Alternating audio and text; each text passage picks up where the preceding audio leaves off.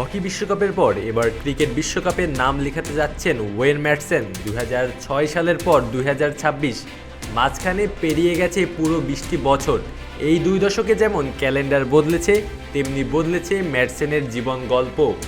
ইতালির হয়ে আসন্ন টি-20 বিশ্বকাপে অভিষেক হতে যাওয়া এই অভিজ্ঞ ক্রীড়াবিদের জন্য বিশ্বকাপ নতুন কিছু নয়, তবে আগের বিশ্বকাপটি ছিল সম্পূর্ণ ভিন্ন এক মঞ্চে, হকি বিশ্বকাপে।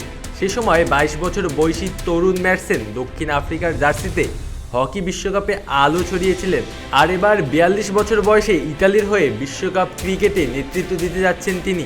তার নেতৃত্বেই ইতিহাসের প্রথম বিশ্বকাপে অংশ নিতে যাচ্ছে ইতালি। এর আগে কখনো বিশ্বকাপের মূল পর্বে খেলার সুযোগ পায়নি দলটি।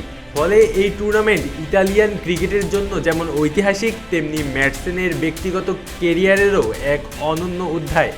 7 ফেব্রুয়ারি থেকে শুরু হতে যাওয়া আসন্ন টি-20 বিশ্বকাপকে সামনে রেখে ইতালি ক্রিকেট 15 সদস্যের চূড়ান্ত স্কোয়াড ঘোষণা করেছে অনেক আগেই।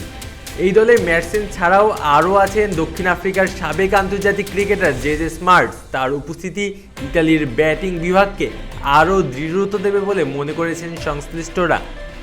নেতৃত্বের ক্ষেত্রে এসেছে পরিবর্তন। ইউরোপীয় বাছাই পর্বে অধিনায়কত্ব করে জো বার্নসকে সরিয়ে দায়িত্ব তুলে দেওয়া হয়েছে ওয়েন ম্যাটসনের কাঁধে।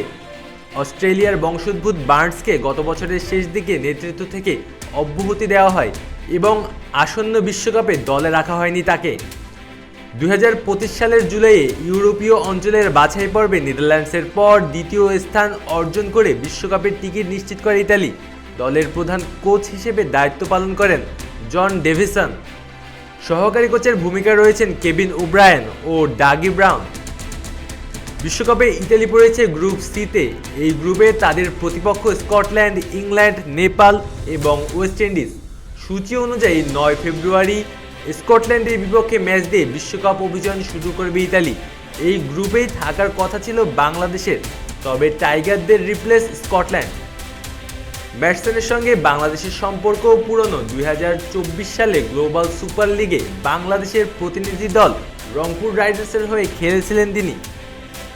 সেই মৌসুমে চ্যাম্পিয়ন হয়েছিল রংপুর রাইডার্স। আগামী 9 ফেব্রুয়ারি কলকাতার ইডেন গার্ডেন্সে মাঠে নামলেই আরও একটি ইতিহাসের অংশ হয়ে যাবেন ওয়েন ম্যাটসন।